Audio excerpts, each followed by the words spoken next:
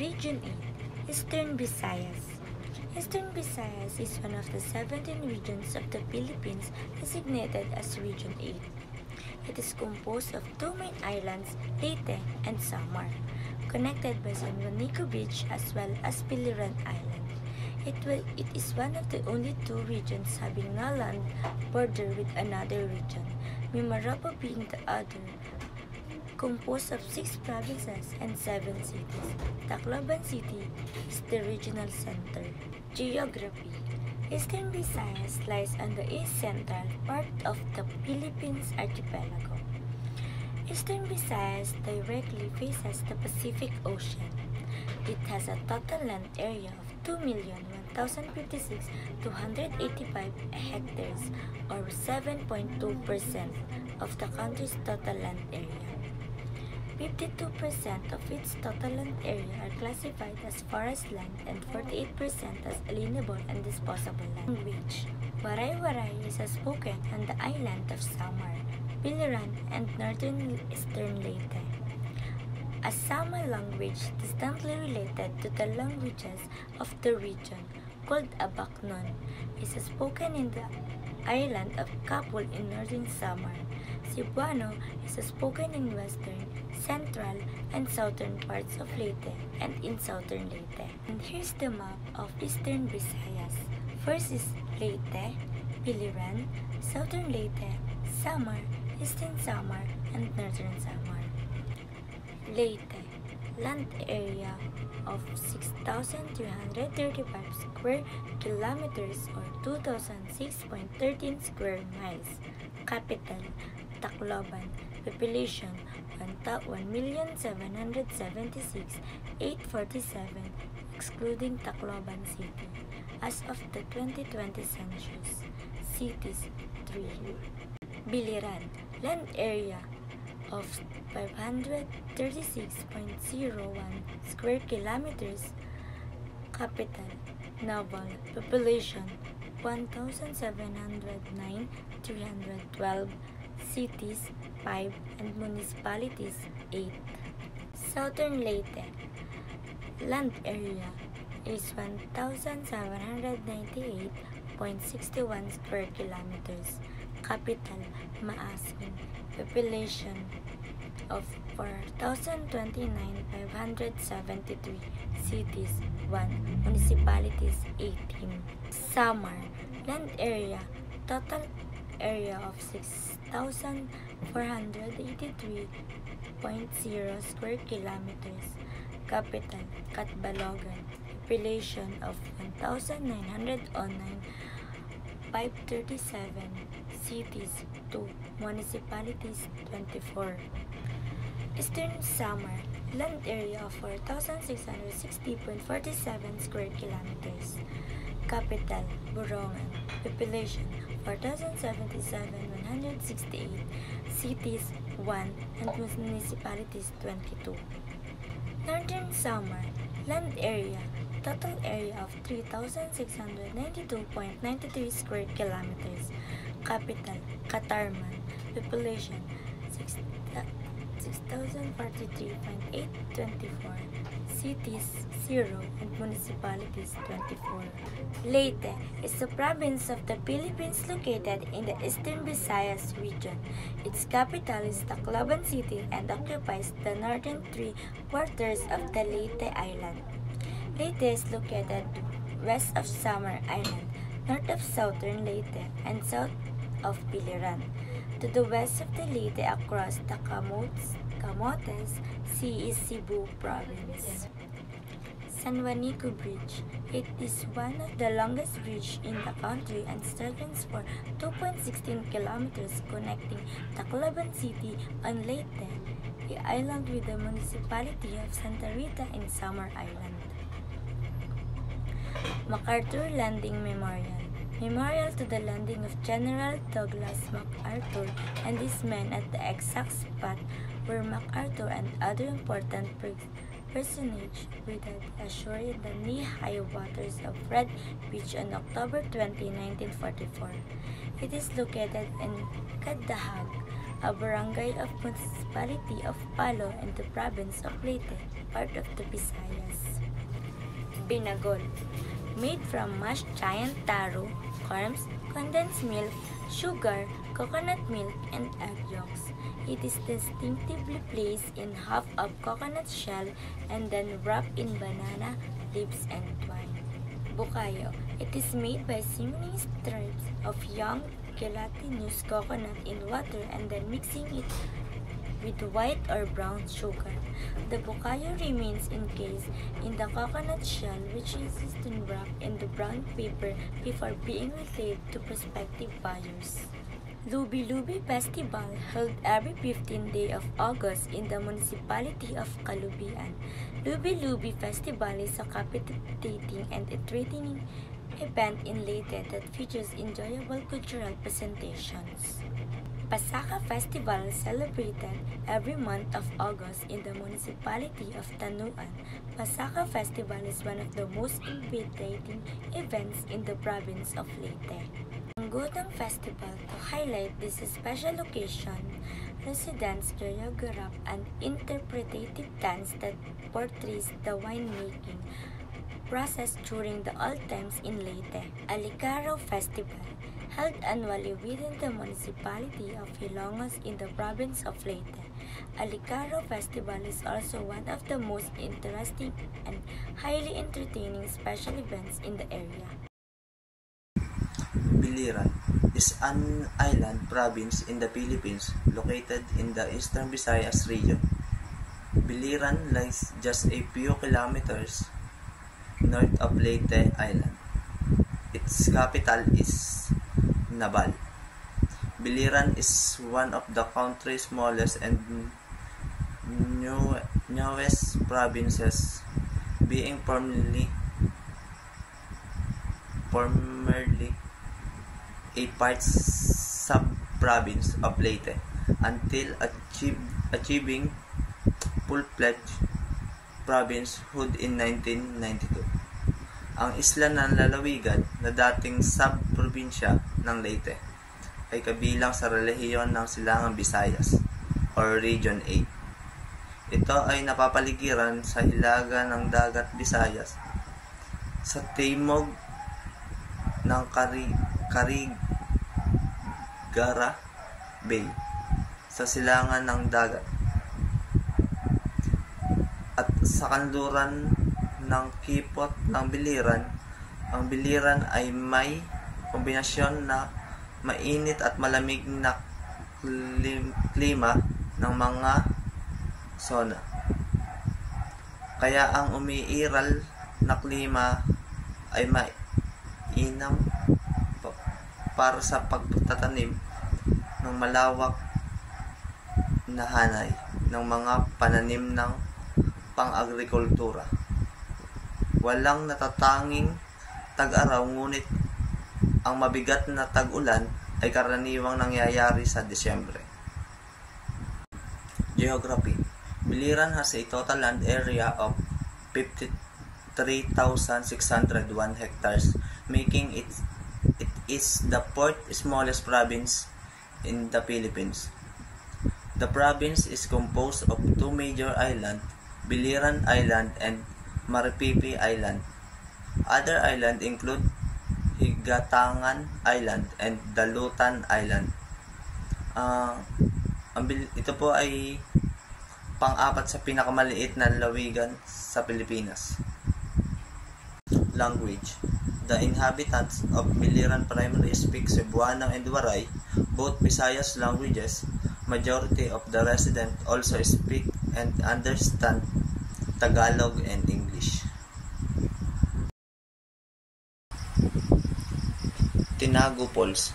It is one of the main tourist attractions of Iligan, a city known as the City of Majestic Waterfalls. Tinago is a Filipino term meaning hidden. The falls being hidden in a deep ravine. Ito ay isang lungsod na kilala bilang City of Majestic Waterfalls. Ang talon ay nakatago sa isang malalim na bangin. Kaya din po ito tinawag na Tinago Falls kasi po hindi agad po natin basta-basta makikita. Mainit hot spring. As a man-made pool basin with concrete seat which provide comfort to visitors. Surrounded with greenery, the Mainit is considered a gift by the Diwata to its local folk due to the scarcity of doctors years ago. The mineral-rich water are believed to treat a wide array of concerns. Since then, the people from all walks of life have come to visit this haven. Gastronomy of Biliran. Suman. The tasty suman of Naval of different flavor like the tinambiran, a combination of white and brown glutinous rice. Plain white suman and suman with mango marmalade are emerging nowadays. Kagaya lang din po ito ng suman dito sa atin. Papaya pickles. Produced from fresh green mature papaya mixed with other fresh vegetables such as carrots, green and red bell pepper, preserved in natural cocoa vinegar. Comes in 250 grams bottles. Festival. Hudyaka, one of the highlights of Biliran Province anniversary on every 11 of May. The festival is celebrated of the Biliranus endeavors as one people with Hudyaka or merriment. Bagasumbol celebrate in Naval during its town fiesta of every first Saturday and October. The festival depicts the birth of Christianity in the town during the Spanish time. Gapnod Festival celebrate in Almeria during its character's anniversary on every 1st September. The festival is tribute to the town humble beginnings, just like the lowly Gapnod and its present accomplishment. Ginalutan Festival celebrate in Maripipi in time with its annual fiesta on every 29th of September, honoring Saint Michael. The festival portrays the hard but rewarding galop activity or making pots out of clay from which the town is famous for. Northern Leyte.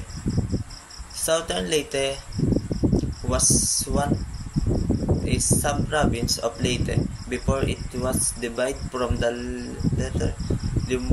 Limawasa, an island, is to the south, is part of the province where the first Christian mass has held, and it's said to be the birthplace of Christianity, the Philippines.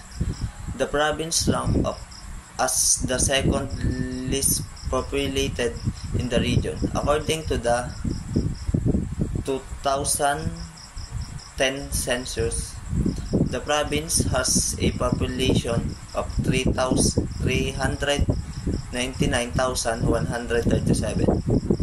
Southern Leyte.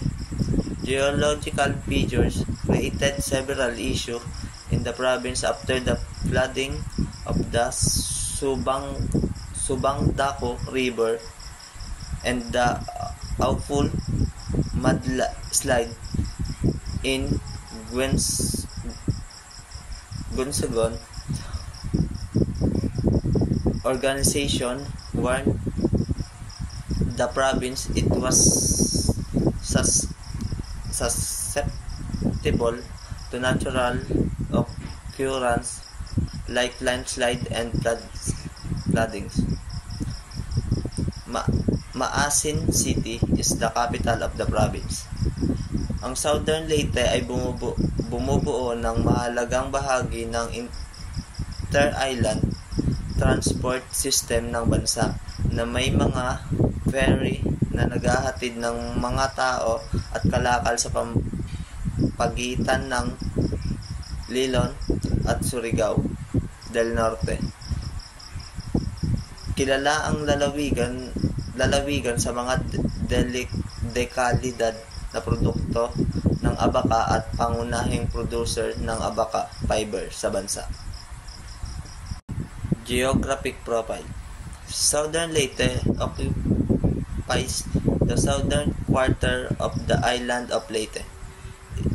It is bounded by the province of Leyte to the north, by Surigao Strait to the east, Bohol Sea to the south, and Canigao Channel across from Bohol to the west. Its total land area is 1,798.61 square kilometers. Language. The native language is Cebuano language.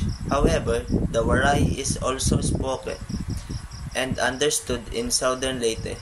Natives also speak English and very few of them speak Spanish. Attraction.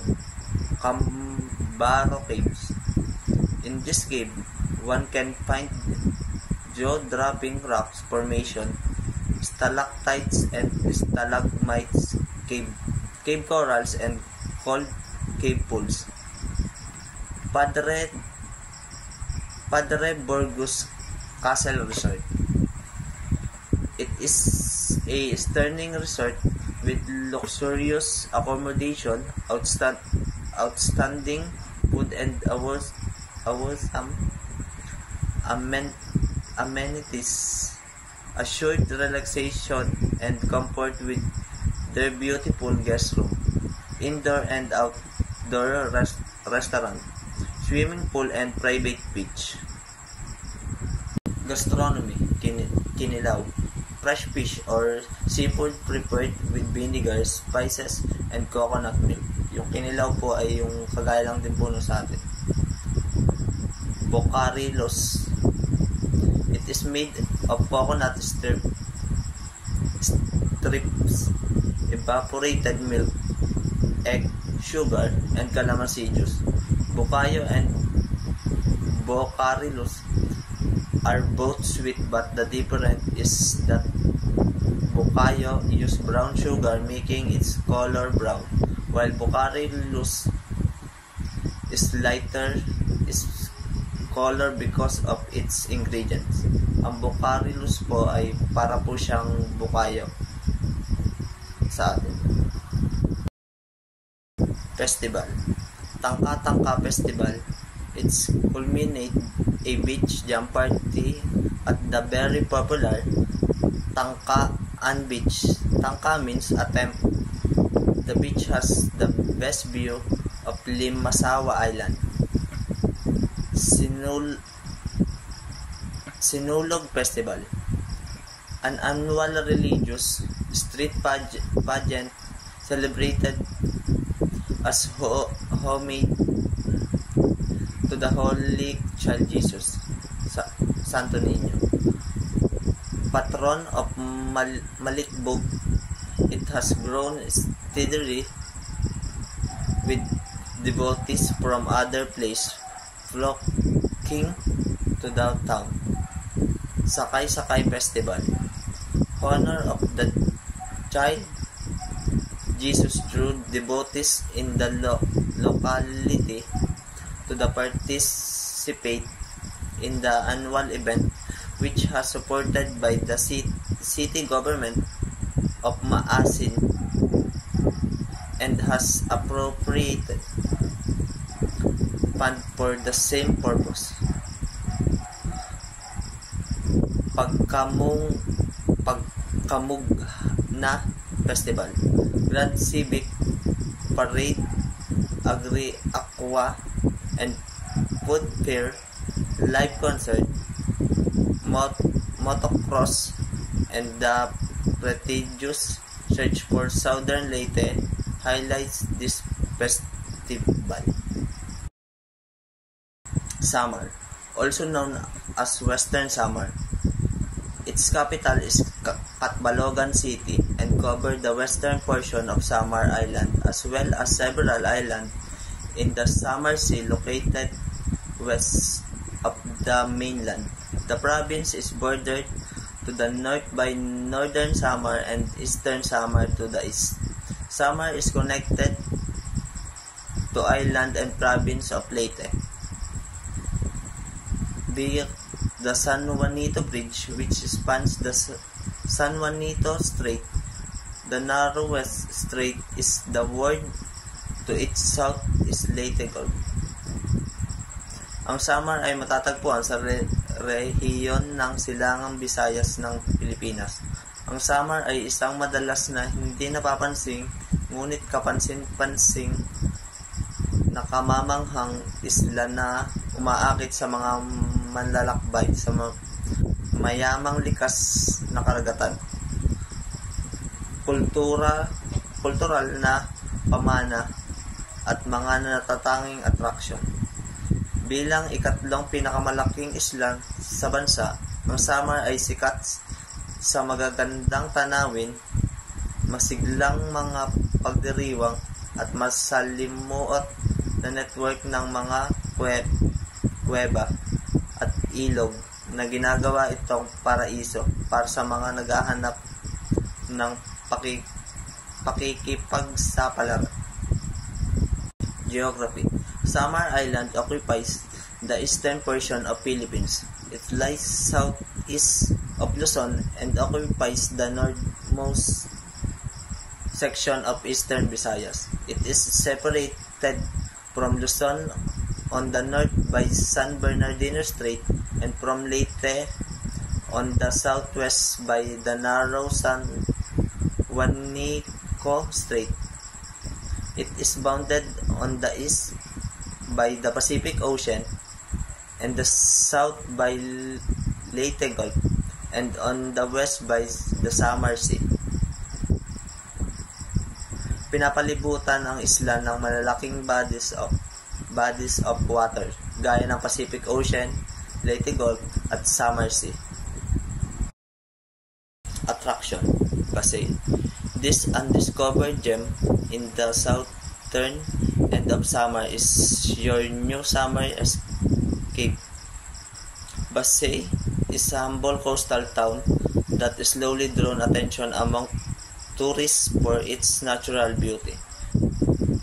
Pasay is known for its natural beauty, lalo na ang Sohotan Natural Bridge Park na mayroong mga kahanga-hangang limestone formation at mga lunti ang tanawin. Sa loob ng park na ito, makikita ang Panhulugan Cave, mga mahalagang archipelago site na pinapakita ang kakaibang geological features at mayamang biodiversity. Maaari ring tuklasin ng mga bisita ang tahimik na Cadacan River na dumadaloy sa parke at nag-aalok ng mga pagkakataon para sa kayaking at paglangoy sa malinaw nitong tubig. Catbalogan. Catbalogan is home to many museum and cultural sites like the Church of Saint Bartholomew and the Samar Heritage Center. The city celebrates the feast of Saint Bartholomew and the town fishermen during August with the Manaragat Festival.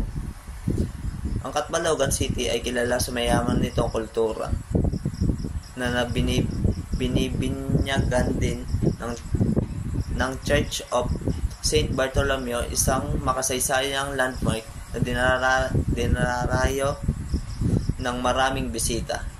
Pinagdiriwang ng lungsod ang Manaragat Festival tuwing Agosto. na nagpapakita ng lokal na tradisyon at diwa ng komunidad sa pamamagitan ng makukulay na parada at mga pagtatanghal ng kultura. Gastronomy of Samar. Pinato. Delicious recipe from Samar. The ingredients are ordinary rice, glutinous rice, oil, sugar, ganta rice, ganta roasted peanut, anise, and sesame seeds. Pastillas. Carigara is known for its tasty pastillas made from pure Carabao milk. There are imitation ones made from condensed milk, and the city shop are littered with them. It's the Carabao milk that make all the difference. So if it's not made from it, the taste is really different. It's become too sweet. Festival. Bagolan Festival.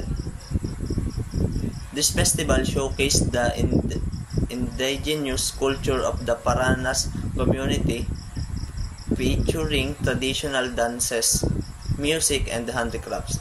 Pinagdiriwang ang mayamang kultura ng mga katutubo sa Northern Samar sa pamamagitan ng traditional na sayaw at mga sining. Makikita ang mga detalyadong kasuotan at malikhaing pagpapahayag na nagpapakita ng lokal na sining at pamana.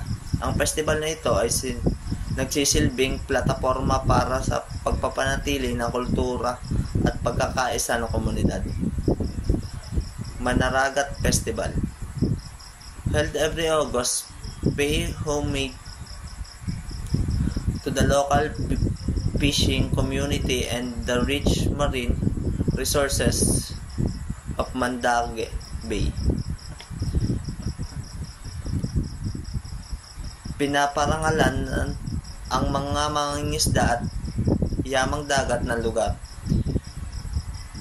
Binibigyang diin ang kahalagahan ng makakalikasang pamamaraan ng pangingisda. Tampok dito ang makulay na parada at pagtatanghal na nagdiriwang ng maritimong kultura ng relihiyon. Eastern Samar is a province of the Philippines located in the Eastern Visayas region. Its capital is the city of Borongan. Eastern Samar occupies the eastern portion of the island of Samar, bordering the province to the north, the province of Northern Samar, and the west in Samar province, and the east is the vast Pacific Ocean of the coast of Leyte Gulf. The province faces the province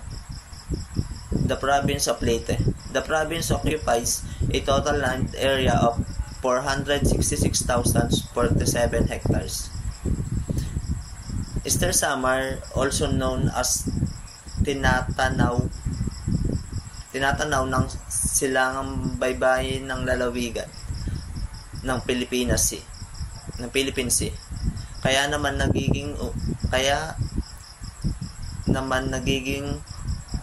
naging umusbong na destination ng Pilipinas ang Eastern Samar para sa mga white beach sand surfing and skimboarding na aktibidad.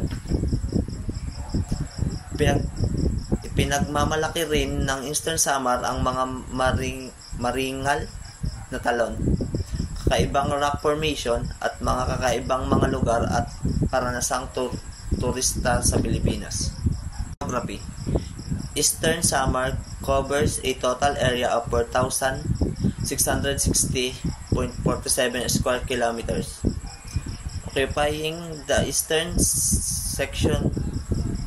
Majority of southern Samar, coast of Samar Island in the Eastern Visayas region, The province is bordered to the north by northern Samar and the west by Samar. Ang relihiyon ay napapahangaganan sa silangan ng Karagatan Pasipiko sa hilaga ng Bicol Peninsula. Sa hilagang kanluran ng Samar Sea, sa kanluran ng Camotes Sea, at sa timog ng Surigao Strait, ang Bohol Sea.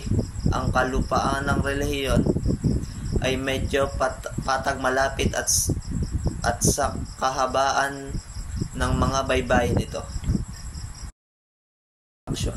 Calicon Island, a hidden gem for surfers known for its beautiful beach and consistent wave. It's a great spot for both beginners and experienced surfers. Meron itong malinis na white sand beach, malinaw na tubig, at mga tropical na kagubatan na nagbibigay ng magagandang tanawin para sa relaxation and adventure. Maaari kang mag-surf sa mga sikat na spot tulad ng ABCD Beach, Majestic Rock na angkop para sa beginners and experienced surfer. Homonmon Island, the landing site Ferdinand Magellan reached historical significant and peaceful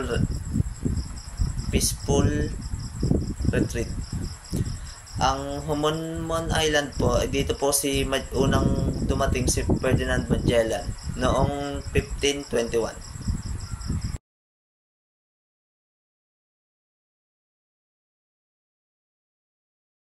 Festival, Parayan Festival.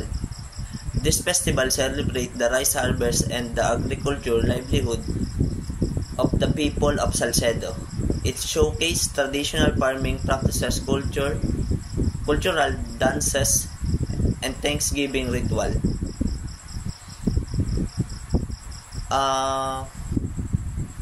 The Parayan Festival is celebrated in Salcedo, Eastern Samar. Pinagdiriwang ang ani ng palay at ang kabuhayan ng mga magsasaka.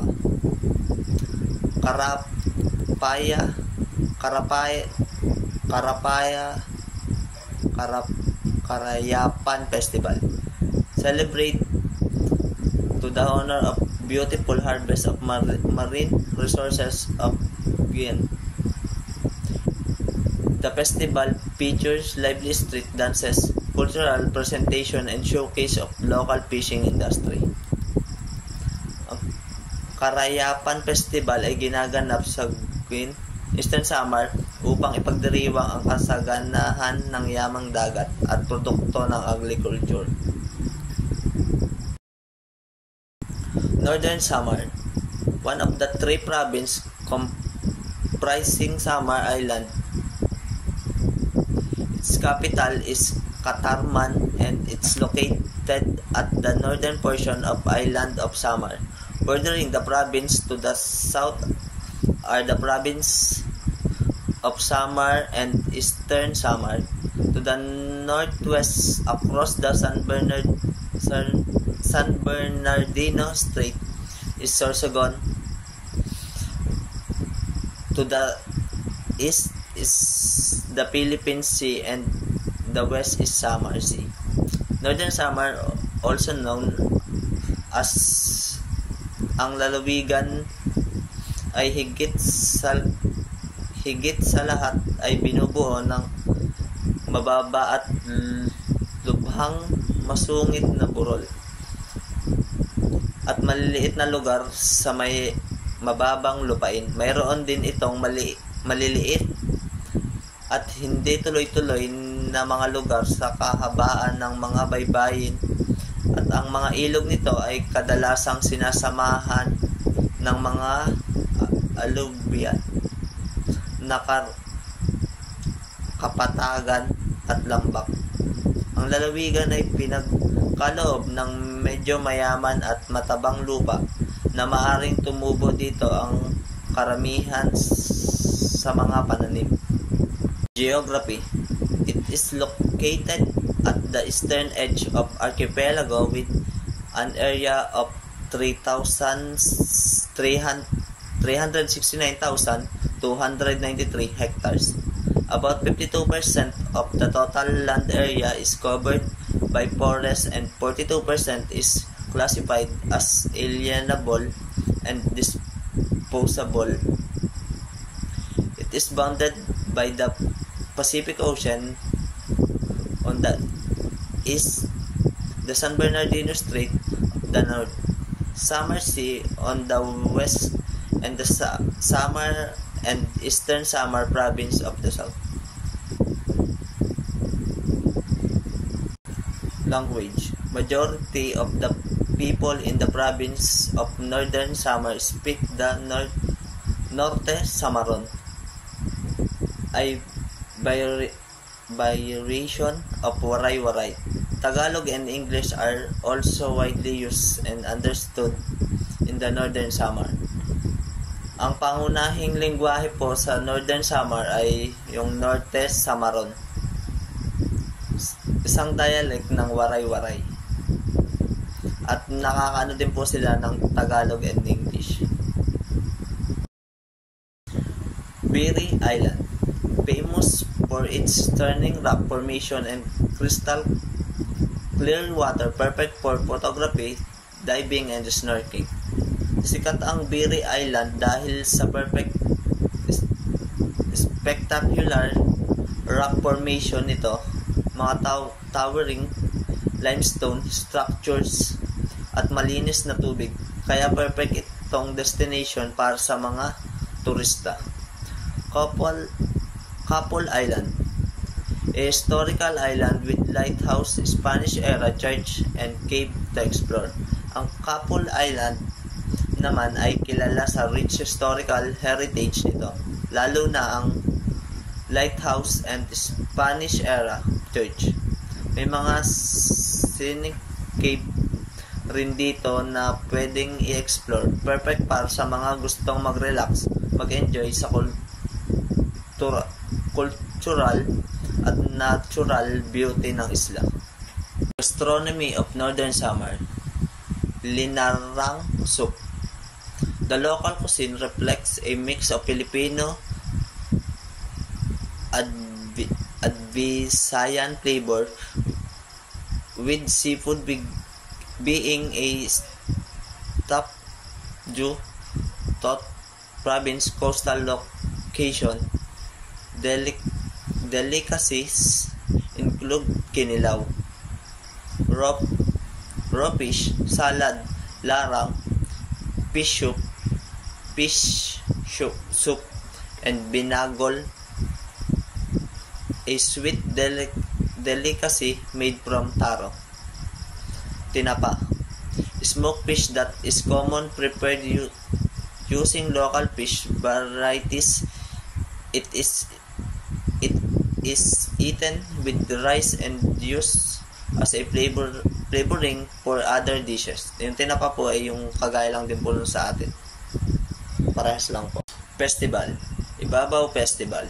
This festival celebrates the rich cultural heritage of the people of Katarman, Northern Samar. It's featuring street dancing and local traditional like the Kuratsa dance. Ang Ibabaw Festival sa Katarman ay nagse-celebrate ng cultural heritage ng lugar. Tampok dito ang mga colorful street dancing at traditional performance tulad ng yung Kuratsa. Manoglaya Festival. The festival composed the cultural performance, street dance, beauty search, and exhibit complemented with sunod-sunod sa plaza, a nightly entertainment of music and other performances for leading local performer in the community. Held annually the San Antonio mula June 9 hanggang 12. Ang Manoglaya Festival ay binibinyagang pugay ang fishing skill ng community. May cultural performance street, dancer, pati po yung beauty pageant, and tsaka po yung entertainment. Nagpapaalala sa strong maritime independence ng bayan. Languages and dialect of Region 8: Waray-Waray, Cebuano or Leitehanon.